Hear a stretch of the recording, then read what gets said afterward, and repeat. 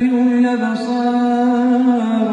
زين للناس حب الشهوات من النساء والبنين والقناطير المقنطرة من الذهب والفضة والخيل المسومة والأنعام والحرث، ذلك متاع الحياة الدنيا والله عنده حسن المآب.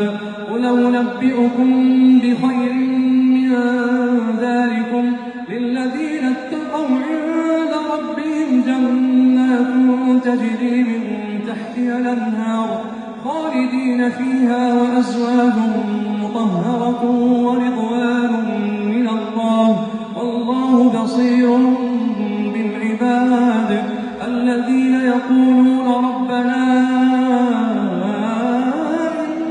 إننا آمنا فاغفر لنا وقنا عذاب